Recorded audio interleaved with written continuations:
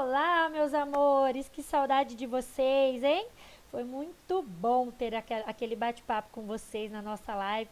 Eu senti muito carinho por vocês, eu estou morrendo de saudade, tá? E eu tenho certeza que logo logo a gente vai se falar novamente, tá? Eu trouxe para nós hoje uma aula sobre os sinais de pontuação. Esse conteúdo não está na apostila, é um conteúdo a mais que eu trouxe para nós, que eu tenho certeza que vai ser muito enriquecedor, tá? Que vai fazer com que vocês percebam como devemos utilizar melhor os sinais de pontuação em cada momento, seja em uma frase, seja em um texto, né? Vocês vão perceber que usando os sinais adequados a gente consegue transmitir melhor a ideia para o leitor, tá? Então acompanha comigo, vamos lá. Professora, eu quero saber então aonde eu devo utilizar as aspas. As aspas, pessoal, elas indicam que retiramos a fala de alguém de um determinado texto, né, de um determinado livro. Quando eu vou fazer alguma atividade e eu coloco entre aspas, eu coloco assim para vocês. Observe a frase abaixo. Se eu retirei de um texto que está na nossa apostila, eu coloco entre aspas. Por quê? Porque aquela ideia não foi a professora Kelly que criou, foi um outro personagem. Então, eu coloco entre aspas para dizer, né? Essa frase foi retirada do texto tal, tal, tal, que está na sua página tal, tá? Por quê? Porque é a ideia de alguém. Então, sempre quando você for colocar as aspas, você se lembra que você quer expressar, então, a fala de uma outra pessoa que você retirou. Você sempre deve utilizar as aspas. Certo, pessoal? Ponto final, professora. Serve para indicar o final de uma frase. Pode ser ela afirmativa ou pode ser negativa, né? Eu posso dizer assim, a menina foi à escola. É uma frase afirmativa. Eu posso dizer assim, ele não gosta de pudim. Nossa, difícil não gostar de pudim, né? É o que? Uma frase negativa. Então, significa que aquela ideia que eu queria dizer terminou. Eu parei ela por ali. Eu uso um ponto final. E o travessão, professora, indica que alguém vai falar. Com certeza você já usou muitas vezes o travessão, né? Então, quando eu quero colocar a fala de um personagem dentro de um texto, o que eu faço? Eu coloco 2 pontos na linha anterior, na linha de baixo eu dou o quê? Um espaço para o parágrafo, travessão, letra maiúscula, e aí sim eu coloco a fala daquele personagem. Para isso que nós usamos o travessão.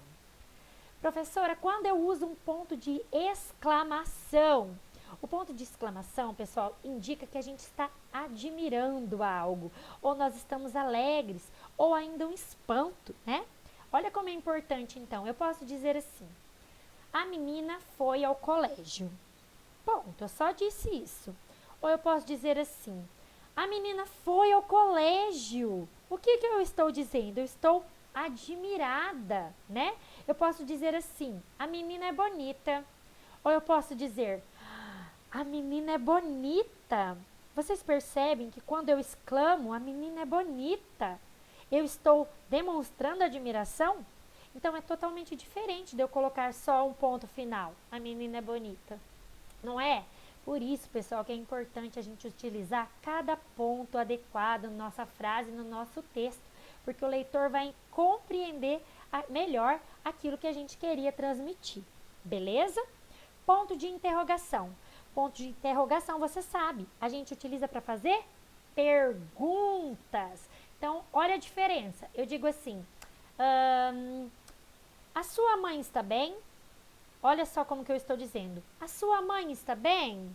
Eu estou fazendo uma pergunta. É diferente de eu dizer, a sua mãe está bem, né?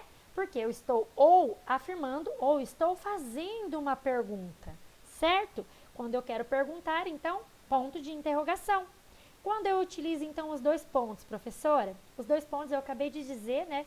Utilizei ali o travessão para dizer que eu posso indicar, então, antes da fala de um personagem, eu estou explicando que o personagem vai dizer algo, ou eu posso também enumerar e explicar outras coisas. Eu posso dizer assim, ó,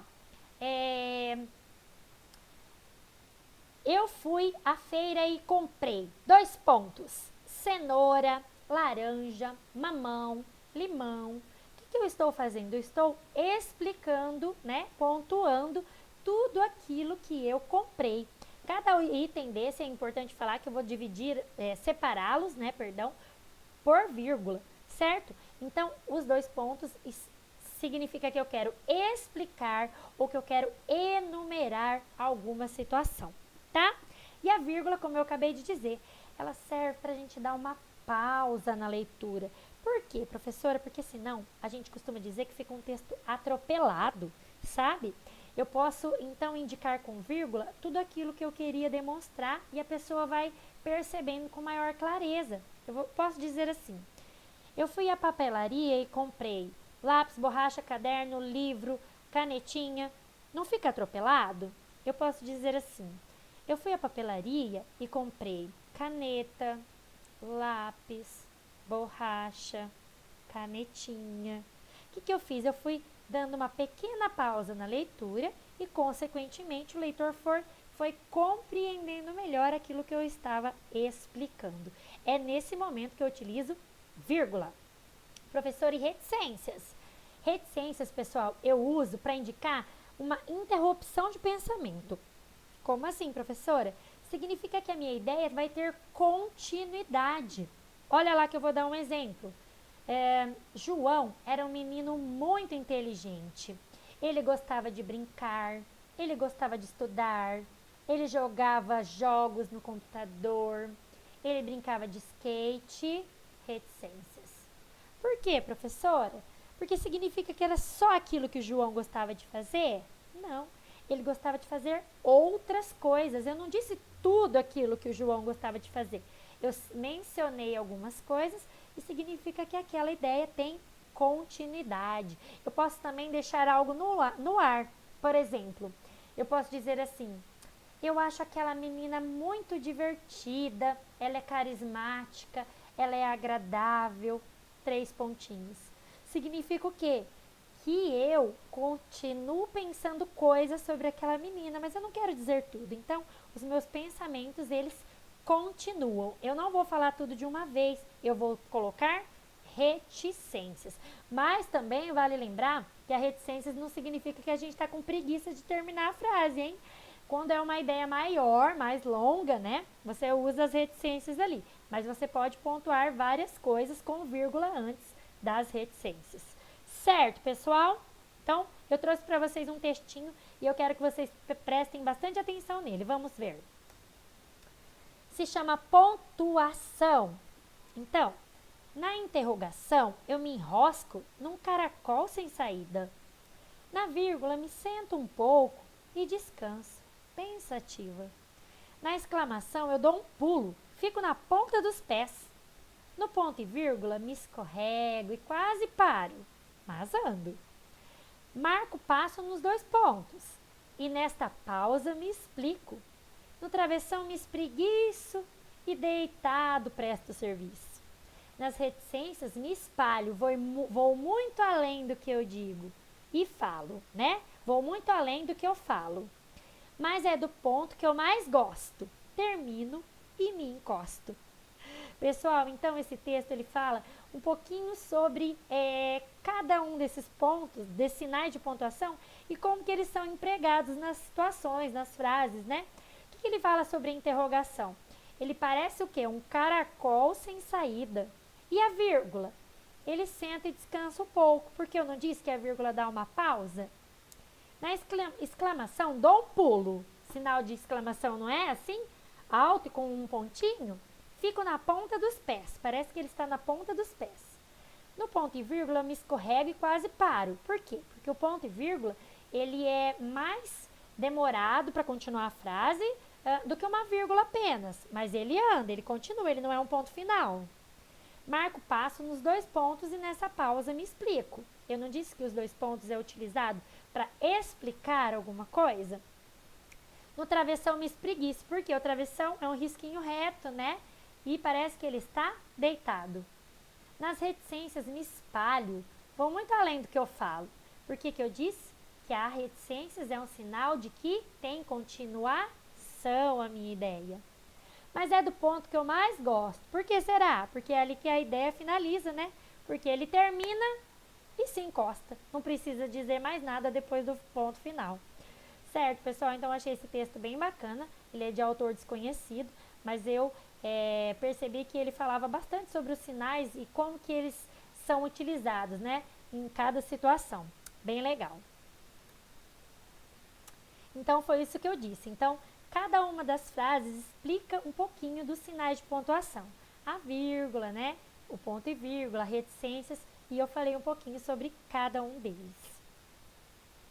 Eu trouxe para vocês, então, 2 atividades sobre os sinais de pontuação. Tenho certeza que vai ficar bem facinho de vocês fazerem depois dessas explicações.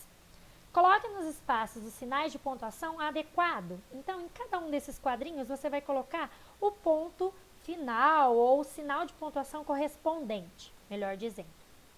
Pergunta, Joana. O que eu coloco ali no quadrinho? Já viu bandos de andorinhas? Outro quadrinho. E Marcos responde. Algum sinal? Já vi. Outro sinal. Eles fazem belas curvas. Outro sinal. Ao voar pelo céu. Gosto tanto de ver as andorinhas na primavera. Qual o sinal que vai ali depois? A de baixo para você apenas ligar corretamente. Ó, mamão com açúcar esse aqui, ó. Li o livro. Qual que é? Ponto de exclamação, ponto final, ponto de interrogação ou vírgula. João, anda cá. Vai ligar também. Que belo dia. Vamos sair? Então, cada um desses você vai ligar no local adequado. E abaixo você vai escrever uma frase interrogativa e outra frase exclamativa. Muito fácil. E depois você vai fazer uma cruzadinha da pontuação. Pessoal, só tem um ponto que eu quero falar para vocês, que é quando a gente utiliza, que vocês vão precisar aqui na cruzadinha, entre parênteses. Então, entre parênteses, a gente indica que a gente quer explicar alguma coisa, tá? Entre parênteses, então, a gente separa uma frase de outra, né? A gente intercala 2 coisas em uma mesma sentença ou em uma mesma frase, certo? Número 1. São colocados antes de uma citação. Então, que ponto que é colocado antes de uma citação? Número 2. Indica o final de uma frase afirmativa ou negativa. Eu repeti várias vezes essa daqui também. Número 3. Indica que o pensamento foi interrompido. Também foi falado. Separam palavras ou frases intercaladas na sentença. Acabei de falar também. 5. Indica uma pausa e separa o nome do lugar e da data. Lembra quando eu coloco lá na nossa sala? Maringá, aí coloco o dia, tudo? Então, é esse sinal. Número 6. Demonstra espanto, admiração ou medo. Sabe? 7. Indica que alguém vai falar em um diálogo. E número 8. É usado para fazer perguntas. Então, está bem facinho essa cruzadinha da pontuação. Eu tenho certeza que depois dessa aula vocês vão conseguir utilizar melhor os sinais e vão fazer textos muito bons. Certo, quarto ano? Eu espero que vocês tenham gostado e entendido toda essa aula. E eu espero vocês na nossa próxima aula. Beijo grande, fiquem com Deus.